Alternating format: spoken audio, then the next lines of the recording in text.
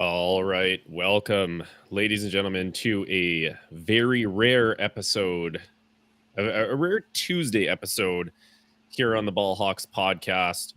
I don't even need pleasantries today because I think we just get into it. I mean, on a day when Aaron Rodgers resets the quarterback money for $50 million a year, you would think that's what we're here to talk about.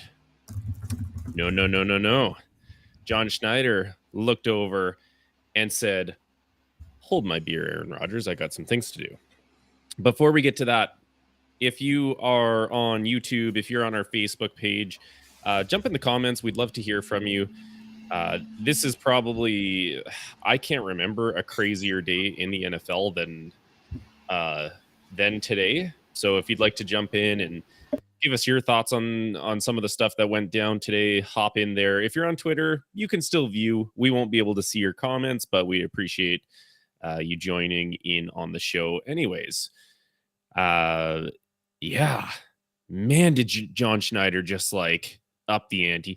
And it's kind of funny. Like you and I, Chris, were talking about this earlier, that you're not a big fan of Aaron Rodgers, and it's really hilarious how he gets this massive 4-year deal, $50 million per year, $200 million deal, 158, I think, guaranteed. And within hours, everyone was like, meh, whatever. Sucks to be you, Aaron Rodgers, because guess what? Fit hit the shan today. My goodness. I'm here with my guy, Chris Phillips, who is our Seahawks guy. And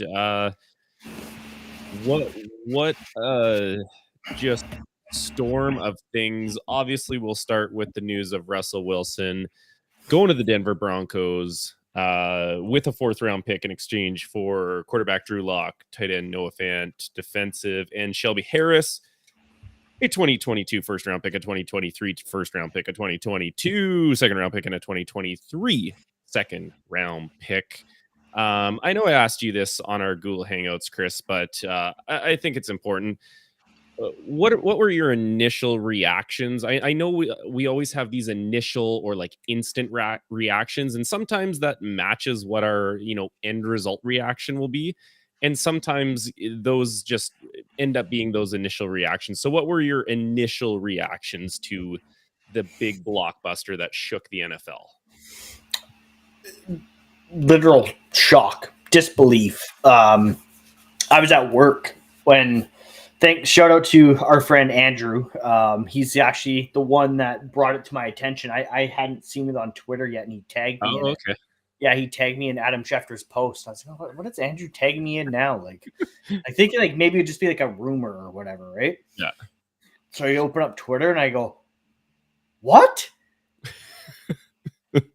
What? And there's 2 other girls sitting in the office with me, and they like look at each other. And one of them says to the other, they go, is he talking to himself or is he talking to us? Like, do we respond? And I'm like, I'm talking to my phone. Yeah. And like one of the girls follows football. So I turn around and I look at her and I go, Russell Wilson just got traded. And she goes, what?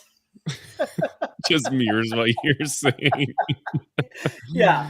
Like, so I was actually just about to get up and get out of the office to go actually do my job when I got the notification from Andrew. And I then spent the next hour in my office, literally sitting in my chair, not moving. Like, literally, like normally I'll like spin in my chair or like wiggle. Like I was not moving, just like scrolling Twitter, being like, oh my! And that's not because of the hip, right? That's because of the shock. That's because of the shock. Like I literally, I texted one of my buddies being like, I literally can't function right now. Like Yeah. It was just like my entire like brain space was just taken up by what had transpired. And I mean, we were talking about it the other night. Like, On our Sunday episode. Had this happened last season, yeah, it would have sucked and it would have hurt, but there wouldn't have been. I wouldn't have felt blindsided by the trade, right? It happening today, I truly did not think it was going to happen this off season. I mean, I on our Sunday episode, I tried kind of baiting you into it, and your line was, I'm not talking about Russell Wilson trades this offseason because we know from last offseason that you were like, okay, maybe it'll happen. Okay, no, it's not gonna. It was like this like teeter-totter thing. And this season, I agreed with you kind of a little bit. I just wanted to, surface it again, not thinking anything would actually come to fruition. And you were like, no, I am not engaging in Russell Wilson trade talks. And here we are, less than 48 hours later, talking about Russell Wilson actually getting traded and not just trade talks. Like, yeah, that good word for that. Like, I watch a lot of Big Brother, Survivor, and I love the blind sides. My heart did go out to you as a sports fan, and we were just talking about this off air. You kind of, or I mean, we discussed a lot of it where if he gets traded, he gets traded. Like, you just hope that they recoup enough. But then it actually happens. And like, you were tweeting about the only guy who's ever brought this franchise a Super Bowl, like a really just like humble dude, elite level player. And blindsided is just an absolute perfect word for it. And even though logistically you might be able to start wrapping your head around, or maybe you have wrapped your head around, and we'll get into that in a minute, I don't think it hurts any less when you lose that icon of the franchise that is maybe the top icon this franchise has ever seen. Yeah, and I mean the Big Brother reference is funny. It's like, did Russell Wilson just get, or maybe all the Seahawks fans just get like the old backdoor eviction? It's true. Like, and this is so weird. I'm just looking through our hangouts. Obviously, I was in the middle of teaching. I see my phone go off before school starts. Wow, Rodgers contract, 4 years, 200 million, 153 guaranteed from Chris Phillips. That was me. That was from you. A couple messages, 2 messages from people in the group. 10:45. And you were just so like, I could tell that maybe I probably shouldn't be responding to it, but it just says Russ to Denver. That's like the classic. I can't believe I'm typing this, but I don't know what else to say other than just Russ to Denver. Is that all I typed? Russ to Denver. That's all you. I mean, I'm like, holy crap! Like, give me more. Like, you can't do this to me. But that's all I knew at the time. That's right. all. That's all. The only. Sorry, before I get any further, guys, to my fellow Seahawks fans, cheers, guys. It's time to crank a cold one. Yeah, get a few of those in. Today has been a day. That's really all I knew, and that's what you kept saying is like, well, like, what's the return, and like more information. Like, you just wanted more information and more and more and more. And I mean, so did I. That's why I spent an hour not moving trying to find out what the hell was going on and what the return was. But that's literally all it was Adam Schefter tweeting that Russell Wilson has been traded to Denver pending a physical and him signing off on his no trade clause. He has passed his physical. He has signed off on his no trade clause. So it's official. The other players coming back the other way. So the players going from Denver to Seattle, they have to pass their physical to make it, I guess, officially official. And of course it can't be official until the first day of the new league year, which I think I saw May 16th or something like that. It was kind of like when the Goff Stafford trade happened. It happened, well before everything, but it didn't become official. I don't know why the hell you do that. Maybe it's for like money and contractual reasons, but it's done. It's signed, sealed, delivered. Signed, sealed, delivered. Russ is yours, Denver. There you go. Yeah, I just, I mean, we were talking about it the other day. Every player does have a shelf life, and every team tries to get some sort of return for that asset before that player on the shelf reaches their best before date. And that's what the Seahawks did here. You did it. They did it. Obviously, they didn't want to next year run into the do we pay Russ 45 to 50 million a year? They didn't want to have that conversation. And they got out ahead of it and made a trade, which according to Jeff was a great trade. Jeff, you and I have been going back and forth over this all day. You know my thoughts on it. Is Jeff a fellow Seahawks fan? He is, yeah. Okay. Wilson's costs far exceed his value, he said. I disagree. I disagree. I mean, that's a tricky one because I mean, what he costs the rest of the team to have to sacrifice somewhere else. So there is definitely that aspect that this opens up a whole lot of cap space for the Seahawks to potentially be aggressive in other areas, whether that be free agency, whether that be, I mean, they have draft capital now, other trades they can make. So they have options. But as far as calling it a great trade, I don't like the return. Ryan saying he's thankful he owns a 12 jersey and a Russ, so we'll be okay in our house. Yeah, I've got my Russ on tonight. Who would have thought that 2 episodes in a row I'd be wearing throwback Seahawks jerseys with my Hasselbeck on Sunday and my Russ tonight. I'm running out of current players. I'm down to just DK Metcalf again. So, and you never know. I mean, I did throw that out there. I did throw that. Look, it sounds ridiculous to even think about it, but as we saw, I mean, we'll get into this one a little later, but according to your message, I'm sure you saw it or within minutes, 10:45 Russell Wilson gets traded. 6:20 in my vehicle on the way in to play volleyball, I see the news that Bobby Wagner is released, freeing up a bunch of cap. You kind of alluded to this long ago.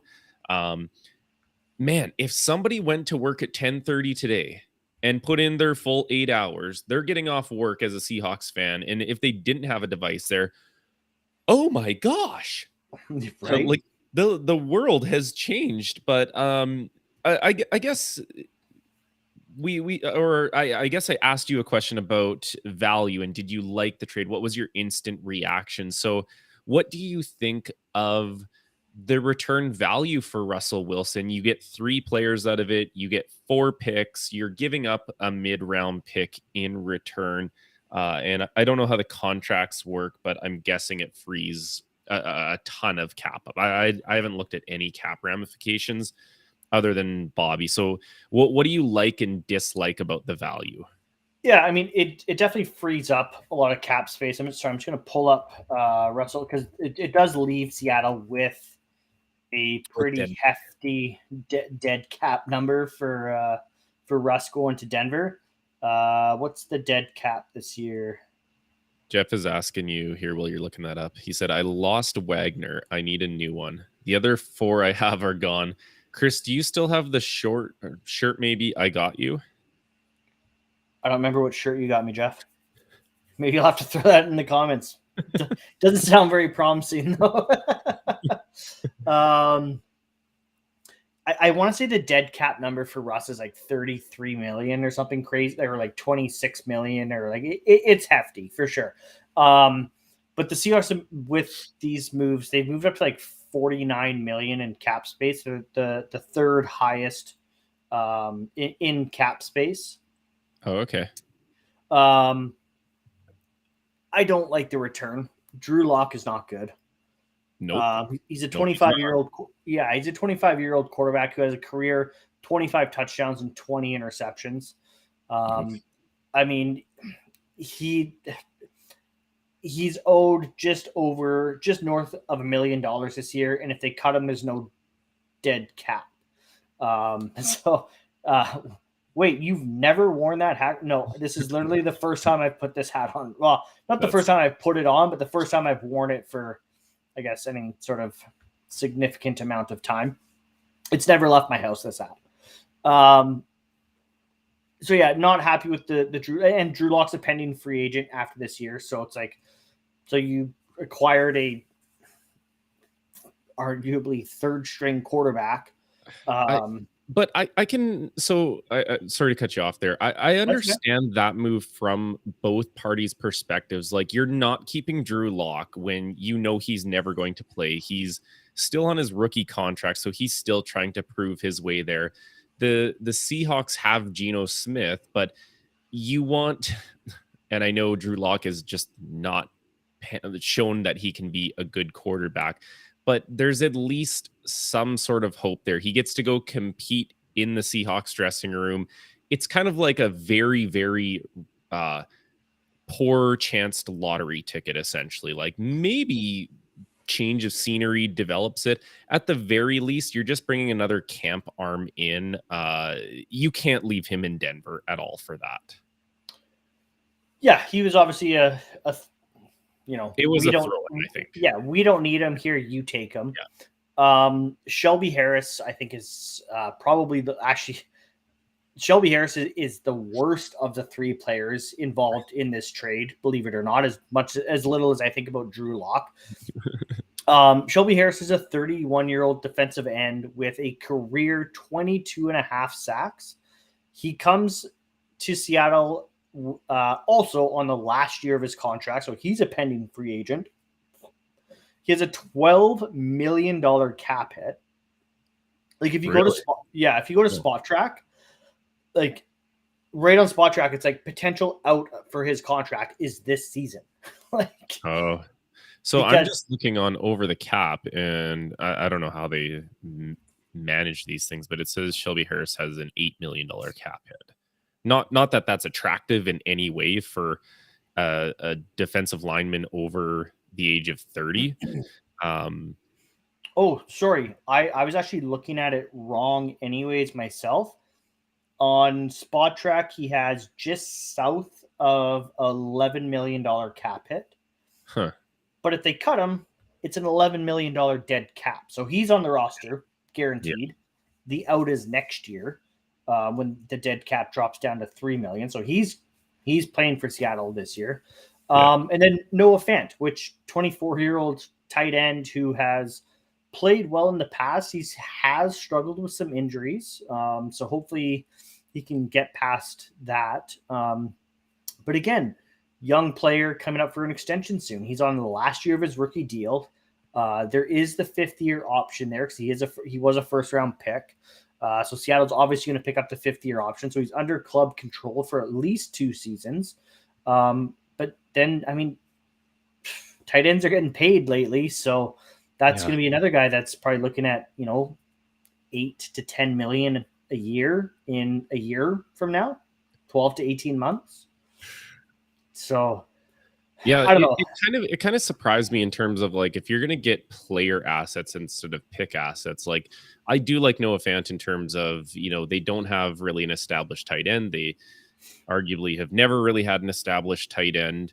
I like that he's young. I like that he's under team control. I like that pick, but you would think the other ones would also be like part of the rebuild solution instead of like in a year you're like, okay, so essentially we got Noah Fant for 1 more year and like 2 extra picks coming our way.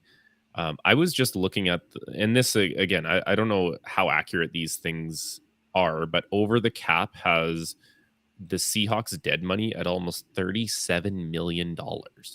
Now 26 is Russ, but there's $36 million is a lot of money that you could be allocating to it. Who knows, like, go get the most prized free agent for the next couple of years. Like, just mind-boggling. It's probably a good time to mention the fact that I absolutely hate the NFL's dead cap. When you trade a guy away, it should be that's their contract. They take it. We're kind of wiping our hands clean of it. Why do they have to pay for anything to do with Russell Wilson? That should be a new team's problem to deal with. Because it's Seattle that gave him the guaranteed money. It's Seattle that paid him why. already. Right? I know why they do it. I just think it's stupid. I know what you're saying too. Like that should not count against the cap. If they wanted like the team and club to pay for that guaranteed money, whatever, that's just like checks that billionaire owners have to write. I'm not concerned about that. But like from a competitive standpoint, like make that a non-issue when it comes to cap space. You'd probably see a lot more trades too, which would be super fun. Depends what side of the trade you're on. For some people, right? Rightly or wrongly, trades are exciting. Even if you're the team that gets fleeced, you might be angry about it, but it's still an exciting part of sports. Like it's why we all play Madden and we're like trying these unrealistic trades. Like, oh, what can I get for this person? I'm not saying anybody got fleeced here. I don't think there was a fleecing. And don't get me wrong, I am excited. Like draft day just got a hell of a lot more exciting. Seattle holds in the top 41. Seattle holds the number 9 overall pick now. Like that's a big pick. Is Seattle going to walk away with Kayvon Thibodeau? Or are they going to walk away with Sauce Gardner? Like, are they going to trade back and get Malik Willis or Tyler Linderbaum? Or like, who's Seattle going to end up with now? I don't know, but it's exciting. So this draft in particular, I see a lot of the top 10. You are like, you're almost guaranteeing yourself a blue chip player, which has got to be exciting from a franchise that just lost 2 icons. Getting a guy you can start. I mean, we all know it's going to be DK Metcalf. That's going to be kind of the face. Jamal Adams probably as well. But you're going to be getting like a face of the franchise blue chip player to kind of like spark this rebuild. Like you can call it a rebuild, retool. I think you're right. You might not like the entire value of it, but they got some really important pieces in the next 2 drafts. And considering they're probably not going to be the greatest this year, these 2 drafts, and our buddy Ted kind of stressed the importance of these 2 drafts are going to be the most important thing that John Schneider does in his entire life.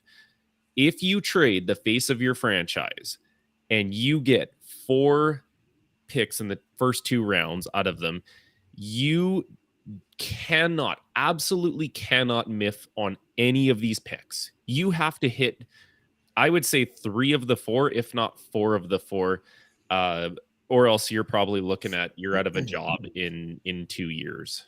I'm not even giving John Schneider 2 drafts. If him and Pete mess it up this year, they're gone. Oh, hey, Seattle. Yeah. Another one. Told you there's going to be alcohol, guys. We might have to take a pee break in this shortened episode. That's interesting to see. Like, and I think I don't know. We'll see as the draft gets closer if you maybe aren't as emotionally invested in that statement, or maybe that statement just stays true. Like John Schneider does not hit this draft and, propel this team with at least hope, where the guys you are drafting, you need to get a blue chip player with that first pick this year.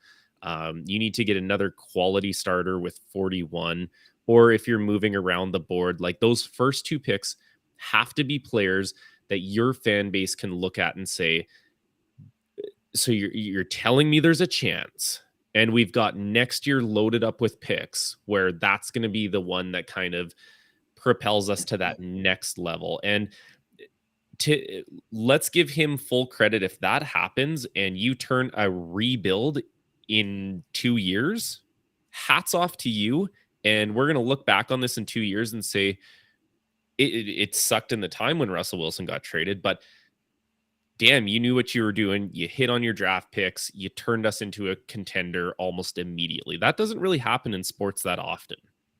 No. And I mean, again, like I said the other night too, if Seattle's going to do this, they have to do this with a top 20 pick this year to give them that opportunity to find the quarterback of the future. Yeah. And it sounds like they probably fell in love with someone at the combine. I've heard that's a little dangerous. That's dangerous at 9 to trade your franchise guy, only person who's ever hoisted a Super Bowl trophy, to if you traded to like 2 or 1 or even 3, I could say, okay, like, you know, it's not quarterback heavy, so I can see that you're almost like guaranteeing yourself. And that's what I was going to say. It's not a quarterback draft, right? It's edge rushers and DBs and offensive linemen. Like, it's not a heavy quarterback class. So, I mean, a Malik Willis quarterback league, like, it is. There are teams that are going to look at this move and say, oh, damn, we got to leapfrog. Like, we absolutely have to leapfrog the Seahawks, because there's a damn good chance that they are not kidding around. And if Malik Willis is their guy, or if Kenny Pickett is their guy, if Sam Howell is their guy, I think draft day just got so much more exciting for two reasons for me. One, I think the lack of quarterback run just got a lot more crazier. If you were a Pittsburgh Steelers at 20, being like, damn, now that's a for sure team that needs a quarterback. Now we got to do something. That's one thing. Two, my team already has a quarterback. So the more picks that go quarterback in the first 13 picks means blue chip players are falling to my team. So I'm ecstatic with this. Yeah. And I mean, who knows? I wouldn't be surprised if Seattle trades back from 9, but they stay within the top 20 still. Wouldn't surprise me. And you know what? That wouldn't be the worst thing in the world. Like, let's say Houston isn't in love with their quarterback and they trade back. Let's say Detroit realizes finally that Jared Goff is not the quarterback of the future. Let's say Carolina, New York, Giants, Atlanta, all of those teams are ahead of the Seahawks. If those guys go, and Ryan, this is a good thing for Ryan's question here, saying like there basically has to be a game plan. You can go in there with a game plan, but if all of those teams want quarterbacks, or just some of them, or if another team like Washington sitting at 11 looks to Chicago, to the New York Giants, one of their picks, and says, hey, you got your quarterback. We still love Malik Willis. You took Kenny Pickett, but we love Malik Willis. We need to jump in front of Atlanta and Seattle. We're going up to get our guy. Like, there's just so many what ifs now in where Seattle got their pick compared to like other teams where they could move around the draft board. So Seattle doesn't see their quarterback there, and their game plan goes out the window, and they're like, you know, we're not just picking Desmond Ridder just because he's the next available quarterback. Like, we're not wasting a top 10 pick doing that. Yeah, you might want to trade back a few spots if you're like, we're comfortable with 6 guys on the board right now. Let's trade back. Let's get future assets. And even though, Chris, you would be a little disappointed that they're not nailing this draft, when you're piling assets like that, I love that strategy.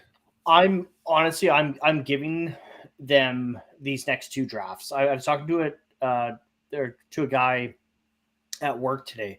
I was like, if Seattle wants to stockpile edge rushers, DBs, and offensive linemen this draft and punt a quarterback until next year, I'm fine with that. Figure it out for this year.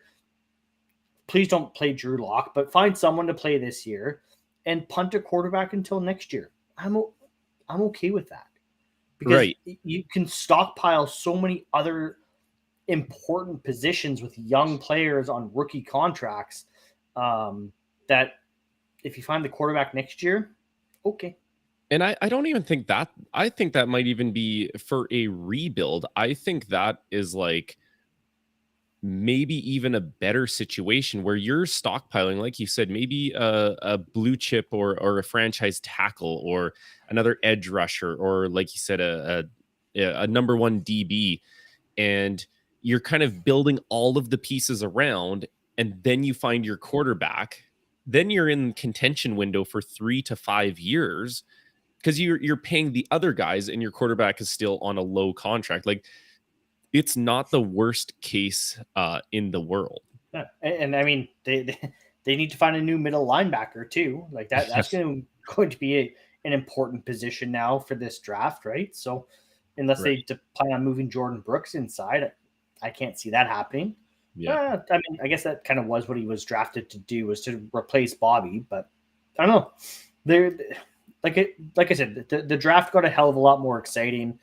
I don't love the return. I'm excited about the draft picks and the prospects of what that can become. Yeah. I don't love the players that came back to Seattle in that like trade. Noah Fant. I like Noah Fant, but the contract situation kind of right. It's like the Jamal Adams situation all over again. It's like trade 2 picks for Jamal Adams, but instead of doing like a sign and trade, we're just going to trade for him and deal with it later. And now, it's like Jamal Adams being like, "Oh, I mean, I have all the leverage because I know you guys aren't going to let me walk after trading 2 first-round picks for me." Right. So, and that's the other thing. Is like going into next year, Seattle has 2 first-round picks next year because they get their own draft picks back next year, right? Yep.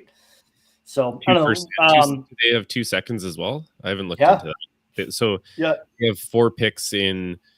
Most likely, I mean, we're just kind of guessing. They're going to have 4 picks, probably in the first 64 picks. Yeah, I mean, definitely 64 picks. I was thinking more like top 50 potentially.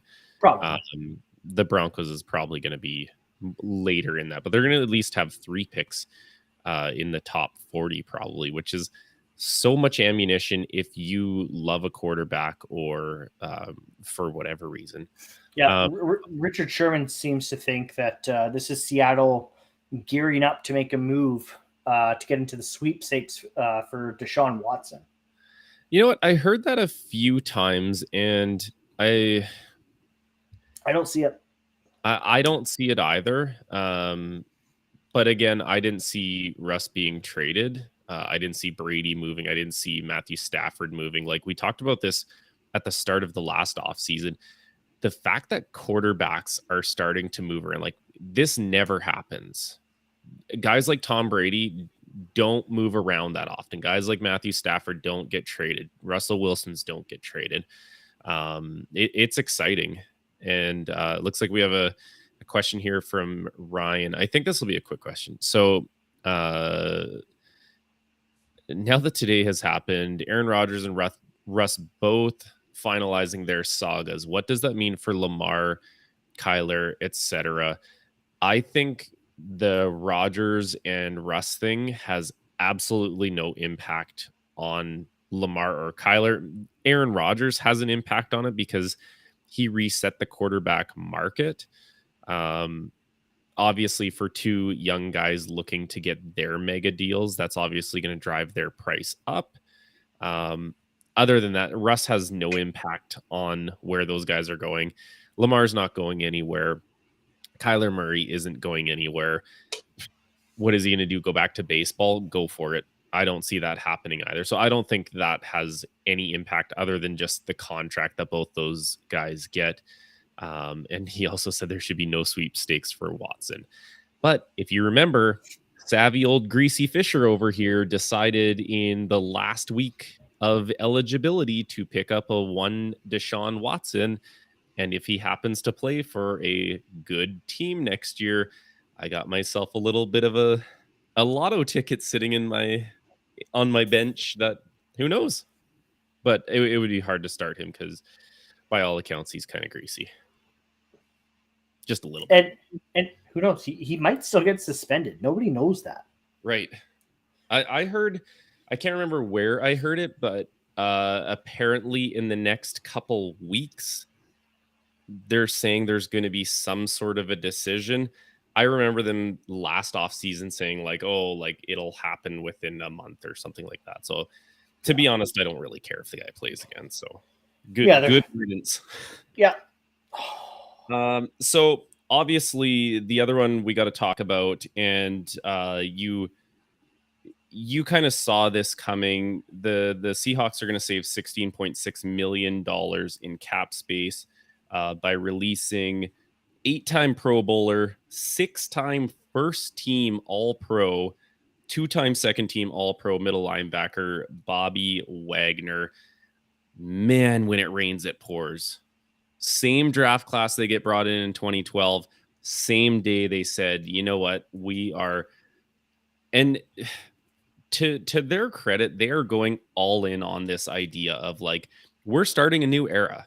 It just is what it is. We're freeing up a ton of cap space. We are planning for the future, and we're trying to make the next great Seahawk team. It just doesn't include two future Hall of Famers and icons of the franchise.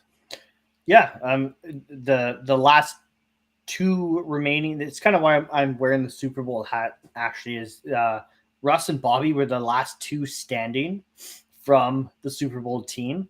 They're the only two. Only two. Really?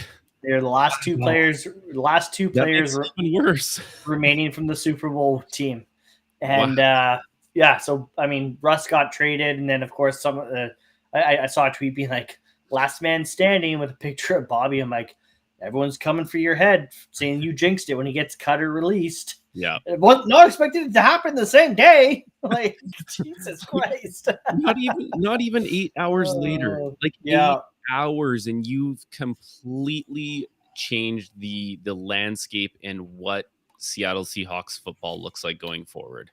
Yeah, I mean, Bobby is like first ballot Hall of Fame. Like nobody should wear the number 54 again. He's an absolute legend in Seattle.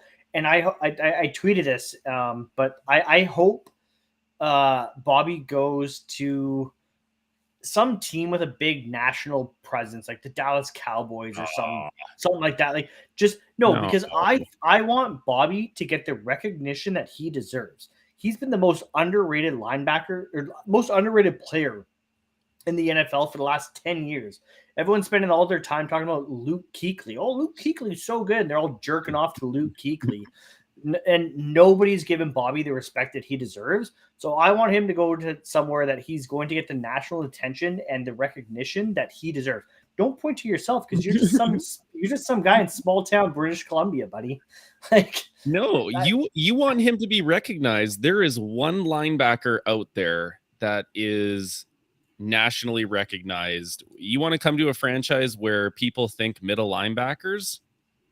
I'm doing the Blake Shelton. Come Absolutely. To us, baby. Go to Baltimore. Absolutely. Oh my goodness. Because he'll get attention there because of Lamar. Absolutely. Right. I would die.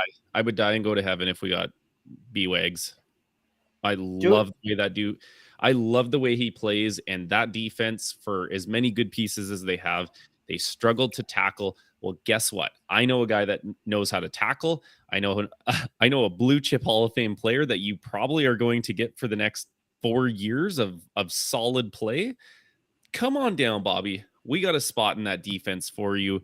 Move Patrick Queen over to the weak side linebacker. Oh my goodness. I would actually lose. I will podcast an episode on the spot wherever I am, even if I'm in the middle of teaching. I'm jumping on live. Screw these kids. You guys got to learn. This is happening right now. Right. Go check our Google. I saw it. Yeah. Okay. Good. Ryan, piece of work. But it sucks. It sucks that it happened in the same day. I mean, a lot of people are saying like, "Oh, Bobby hurts more." Russ still hurts more because it was a blindside. Bobby, I saw coming. Yeah. So Bobby was just kind of like, "Oh, like today is the day you decided to do that." Which I mean, hey, don't get me wrong. It's smart business by the Seahawks being like, "Hey, we're going to trade our franchise quarterback, and let's see if we can quietly just cut Bobby Wagner too." Let's just see if this one like slides under the radar. No, yeah, I mean, they probably should have started with Bobby, and then like did the Russ trade in the afternoon. But like, whatever. Yeah, potato. At least he got released and was making news on our 54th episode. How ironic can that be? Shut up, Steve. Oh man, it's a tough. Hey man, it's business. It is what it is. I mean, it's just I don't know. when Pete Carroll first came to Seattle, everyone doubted Pete Carroll. Everyone questioned the hire by the Seahawks. No one thought that he would be here for. I mean, he's been in Seattle for 11 or 12 years, something like that. Like, he's been in Seattle for longer than Russ was. Yeah. Right. Like, nobody expected him to last this long in Seattle. Everyone said it wasn't going to work. Everyone questioned the John Schneider hire. The 2012 draft, when they drafted Bobby and Russ, was given an F by the media. Like, an F, the worst grade you can get, the Seahawks got for their 2012 draft. Right? You can't get a G or an H, people. Like, no. That's the bottom. The barrel don't go down any further. Yeah, nobody was. Mel Kiper was mad about the Seahawks draft in 2012. They got Bobby Wagner in the second round. They got Russell Wilson in the third round. In the third round. And I think that was the draft. They drafted Bruce Irvin in the first round or something like that. Like, I'm pretty sure he was 2011. I feel like either way, like you did tweet this out that hope is always there. Like, when you can get a Bobby Wagner and Bruce Russell Wilson. Sorry to cut you off. Bruce Irvin was 2012. Was he? What a draft. Yeah. Like, that might go down as, across any team, one of the best drafts ever. Like, you got. Okay, hold on. Let me packed players. Call out some of the other Seahawks draft picks that year then. Because there's Russ in the third. Yeah. Robert Turbin. I mean, he was not terrible. Journeyman. Journeyman running back, special teams guy. Jay Howard, D tackle. Couldn't tell you much about him. Corey Toomer, couldn't tell you much about him. And if their families are listening to this, we apologize. Yeah, 6th round, Jeremy Lane. He was, he was a good DB for the Seahawks. He was part of the, LOB years. Pretty sure he was. If I'm remembering correctly, he was a big reason actually why Seattle lost Super Bowl 49 because he broke his arm. He got hurt. Oh, okay. Yeah. No, he wasn't like a scapegoat. He got hurt and it had to leave the game. J.R. Sweezy in the 7th round. He was a starting offensive lineman for the Seahawks. So yeah, it was. For the Seahawks to get an F for that draft is absurd. 2 Hall of Famers came out of that draft, right? Which, hindsight, but it just we have to trust the process. We have to have patience. Seattle hasn't had this amount of cap space and this much draft capital since 2012. Right. So let's see what they can do. People have to remember that the NFL's cap space is a very interesting thing because year to year you can roll over. I don't know how much cap. I don't know if it's all of the remaining cap that you don't use, but there is rollover cap that follows you into future years. So if you're clearing this up, don't go spending frivolously. Like, be bad for a year. Have some growing pains, load up with talent next year, like we were talking about, 4 picks in the first 2 rounds, and then start adding some of those pieces when you have all of that rollover cap going forward and forward and forward. And that's when you start, loading up with players that you can pick up because you have all of that cap space. Like, it sucks in the moment. And I know Chris was kind of, highlighting some Seahawk fans who are burning their jersey and this and that. And that's what one guy. Anyone want a Russell Wilson jersey? I'm like, you clown! Like, go have another temper tantrum. Oh, and by the way, Seattle, another one. And we're just 44 minutes into this bad boy. Your comment was perfect. If you are getting that angry where you are telling the Seahawks to F off on Twitter, it's time to put the phone down, put the device down, maybe stop drinking because you're clearly an angry drunk. Don't tell me how to live my life. Don't you tell me how to do this. My hip hurts and my heart hurts, okay? I'm My sitting hip. here on a I'm sitting here on a donut watching all my Hall of Famers leave the damn building. Let me have another Bud Light, pal. Oh, good Lord. I've got the can of Biofreeze ready to go in case the hip acts up. Like, come on, man. Just spray some like on your temples. Like maybe my brain will stop working. Maybe the pain will go away. I Oh. wonder if it'll make my beer even colder. Don't put it in your beer. No, don't put it in the beer. Put it on the inside. That's it. Like the Seahawks Twitter account tweeted out the video from Castaway of like Tom Hanks searching for Wilson. Funny? And it's so funny. But It's so so many people like it's hilarious. I saw it and I laughed immediately. I didn't get upset at all. And there's so many people replying to the Seahawks Twitter account telling them to F off and delete this and bad take and read the room and blah blah. I'm like, no, like you read the room. Like this isn't as serious as you think it is, guys. Like I love Russell Wilson, but it's not as serious as you guys think it is. Stop making it out to the like. I get it. Emotions are funny and they do funny things to people, but telling some social media manager on Twitter to F off because you didn't like a post they made, it's not Pete Carroll behind the Seahawks Twitter account, you guys. Like, I'm even sure if it was, that's even funnier. and like that's literally even funnier.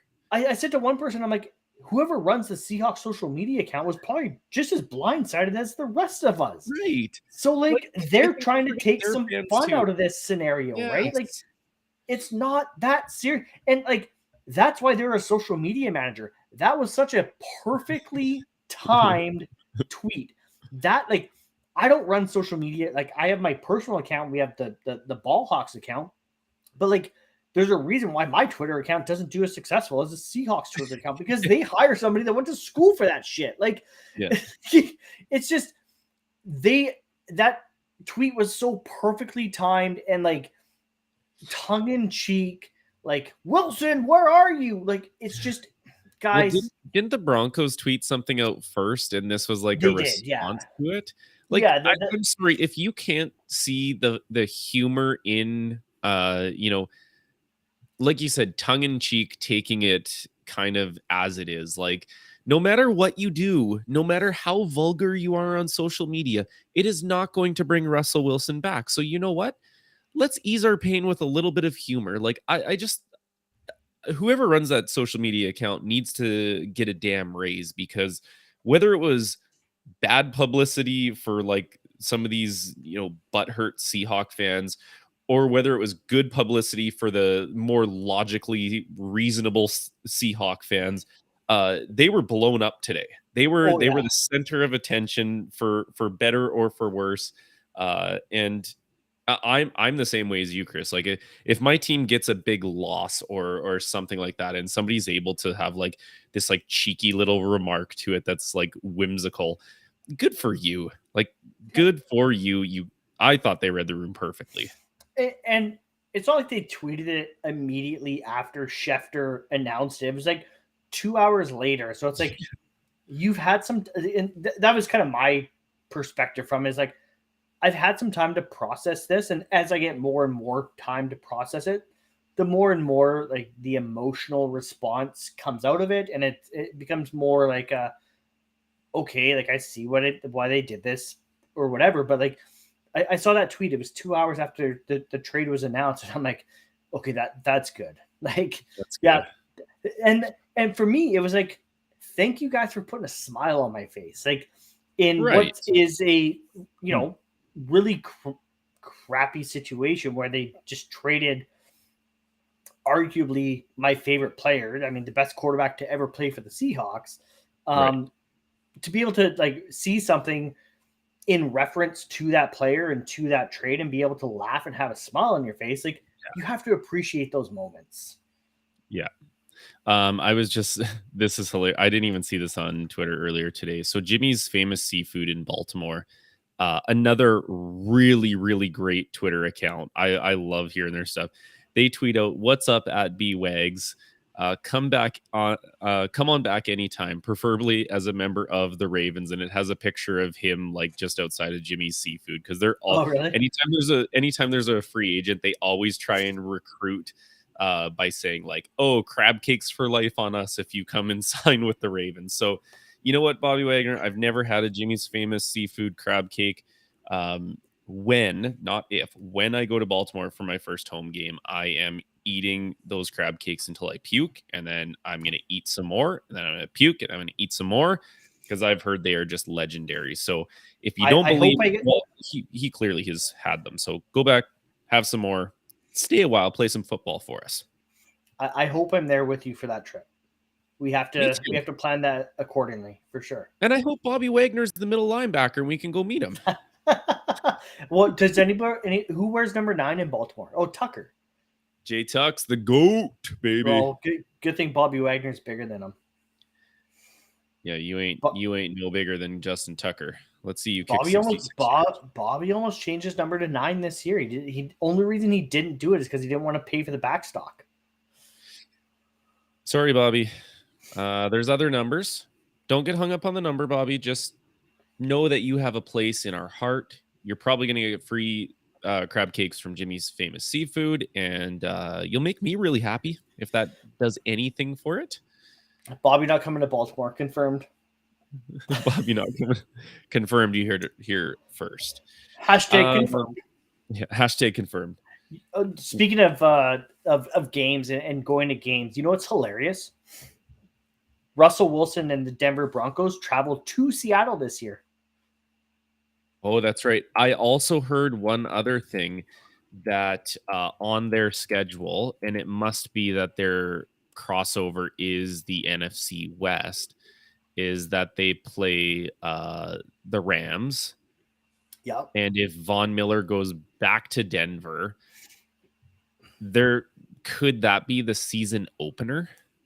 Could imagine opening the damn season, man, please, with Russell Wilson in SoFi Stadium wearing orange and playing the Rams, and Von Miller is back with his old team. Oh my goodness, I would drop everything to watch that game as Russell Wilson's first game as a Denver Bronco playing the LA Rams in SoFi. Wow. You would watch it anyways, but like, I mean, okay. I would get excited to watch, like really excited. Von Miller knew. Von Miller tweeted yesterday that he wanted to go back to Denver. Von Miller knew. He knew. He knows what's up. He at least heard something. Von Miller's reached that stage of his career that he's just ring chasing at this point. Von Miller knew. I mean, I don't think if he has to pick between the Rams and the Broncos, I don't think he can make a wrong decision at this point. It's just kind of neat that he might be able to go back home for it. Yeah. I really don't care. I think it's funny. Go back to the Broncos.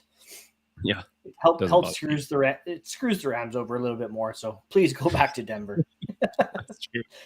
And Aaron Donald said he only comes back if they run it back, which means bringing back Von Miller and OBJ. So now maybe Aaron Donald retires. There you go. Yeah. Yes. Let's do it. Stafford to Seattle. Denver sign Beckham too. Yeah. Sign them all. Get Aaron Donald out of retirement. Salary cap doesn't exist. That's right. The Saints have been playing off that myth for years now. Oh, wait, until Sean Payton was like, "Yeah, okay, we've hit the end of the road with that. So have fun with that, boys. Later." Yeah. We can only sign Taysom Hill to fake contracts so many times. Yeah, starting to bite us in the ass. Who would have thought? Why do we sign this guy for what was it, like 9 digits? Man, we look dumb. He got Russell Wilson money. Taysom Hill to Denver. Hashtag confirmed. Yeah.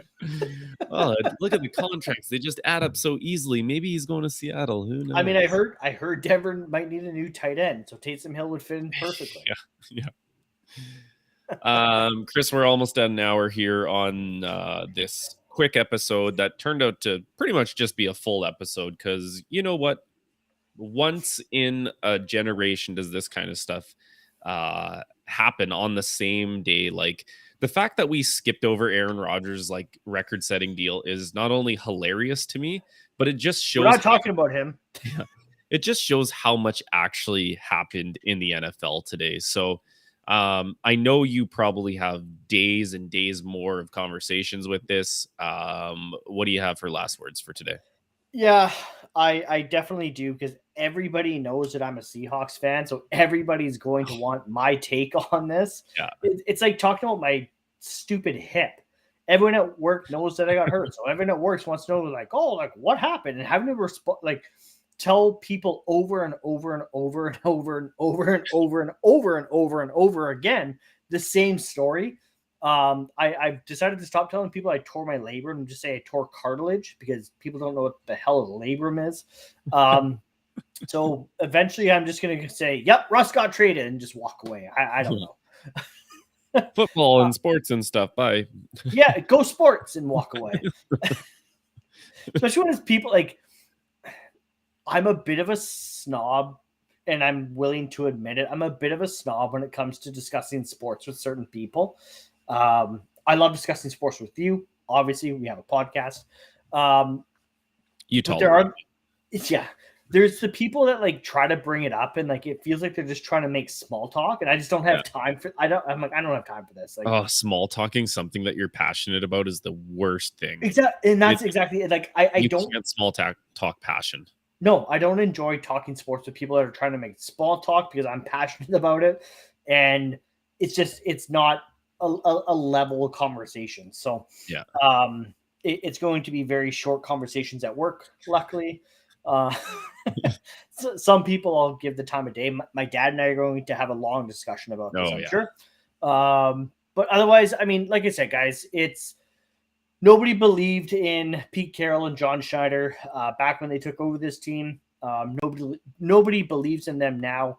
I mean, the analogy that I used earlier is Pete and John have been playing, with the hand that they've been dealt through these last few years, and that hand included a very expensive, Joker card.